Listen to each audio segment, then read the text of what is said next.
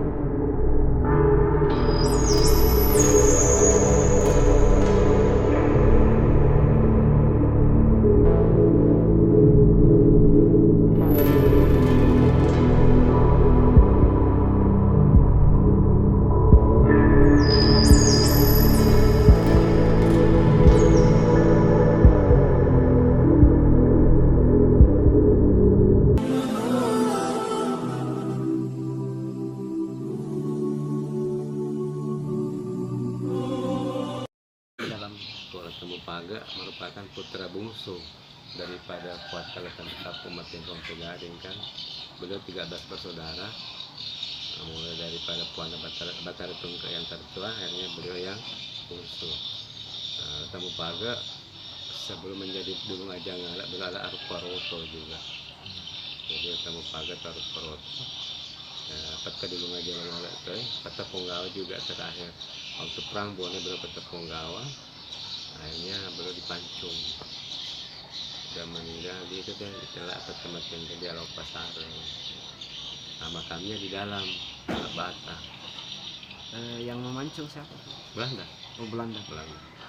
Karena dulu menjadi hukum perang bahwa begitu kesatria tewas gugur, ya pesah dari kok dipelesulun lah pancung baru dipasang tombak.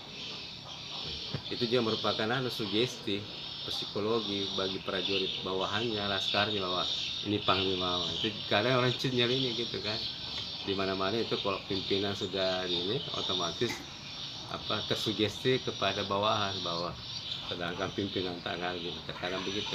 Namun itulah dibutuhkan osong biasa untuk membangkitkan semangat prajurit. Jadi walaupun pemimpin tumbang, maju yang lain lagi menggantikan itu kedudukan itu biasanya. Jadi ini salah satu trik daripada Belanda untuk mencutkan nyali prajurit. Sebenarnya bukan cuma trik Belanda, hampir semua di pertempuran begitu. Kita saling menyerang psikolog. Jadi jika pasukan pribumi Bone misalkan membunuh perwira ini, menewaskan perwira Belanda, begitu pun juga ditetak, dipelesulkan pancung, dipasang di tombak, diacungkan. Untuk itu tadi menggugurkan, menyitkan nyali semangat daripada musuh. Itu menjadi berlaku di hampir semua pertempuran klasik di masa lalu, bukan cuma berlaku di kita, di Bone, di mana-mana di Eropa pun, di Arab, di mana aja saya rasa semuanya begitu. Itu sugesti sebenarnya untuk mencegah psikolognya kan. Mungkin pada saat itu salah satu bukti. Iya, dan juga bukti bahwa kan biasanya perwira kesatria yang itu sebuah prestasi kan, seorang prajurit. Jangankan seorang kesatria, seorang prajurit saja yang bisa itu tadi membunuh pimpinan laskar musuh, itu dianggap sebuah prestasi dan terkadang diberi hadiah-hadiah besar. Nah, itulah bukti bahwa ini tadi betul dikatakan bahwa ini menjadi sebuah bukti bahwa inilah hasil praktis saya membunuh si ini, si A, si B misalkan, dengan itu tadi membawa pulang kepala itu tadi. Di masa pemerintahan Raja keberapa Temupaga memimpin sebagai penggawa? Kalau tidak salah berarti memimpin waktu leperending pertemuan tidak benteng kan ponakannya kan gitu. Raja Bone ke 27.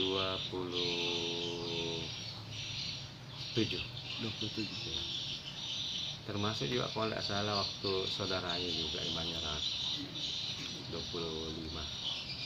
Beliau termasuk bangsawan yang panjang umur.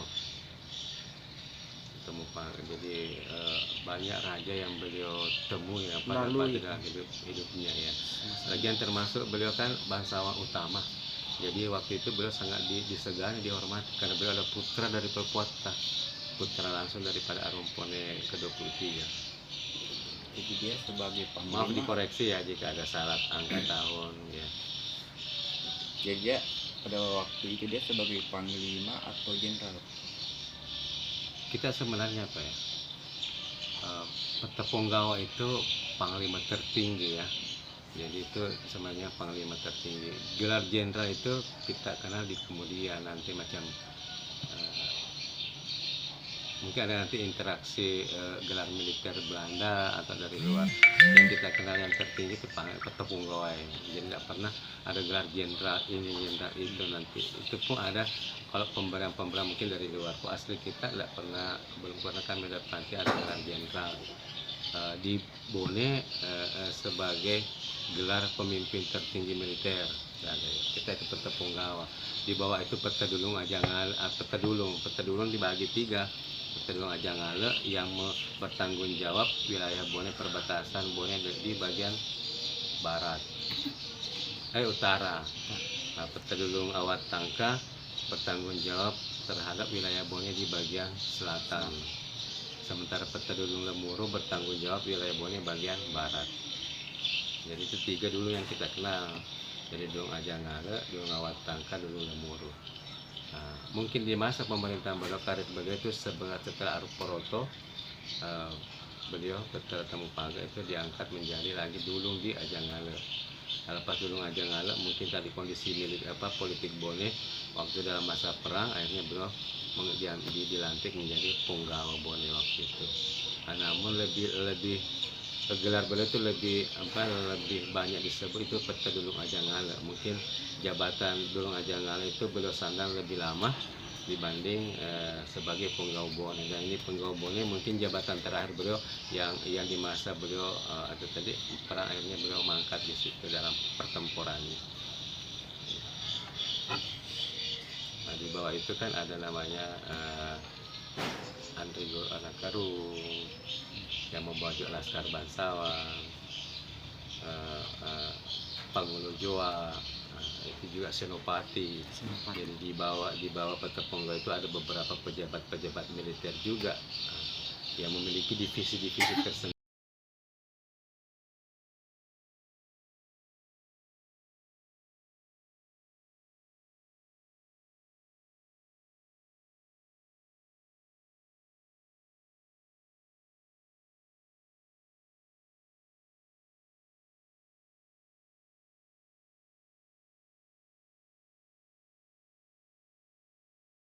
Sahabat semuanya, sekarang kita sudah berada di Kompleks Pemakaman Lalebata, tepatnya di depan makam La Temupaga Punggawa Bone Matin Roeri Alau Apasareng.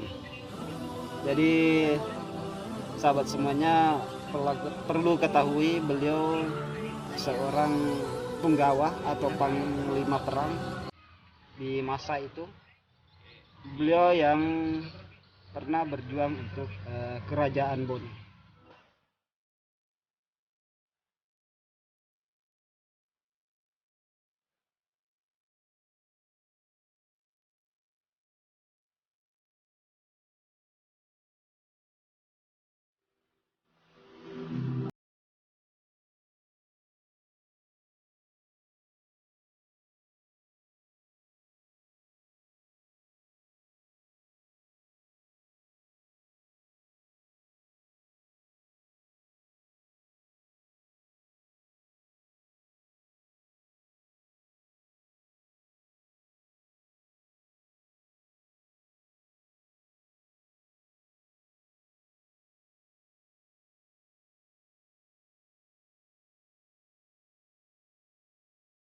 Demikian untuk konten kita kali ini mengeksplor makam yang ada di Kompleks Pemakaman Lalebata ini. Semoga bermanfaat, semoga bisa menambah informasi buat sahabat jejak semuanya. Sampai jumpa di konten-konten kita selanjutnya di Jelajah Sejarah. Wassalamualaikum warahmatullahi wabarakatuh. Bye.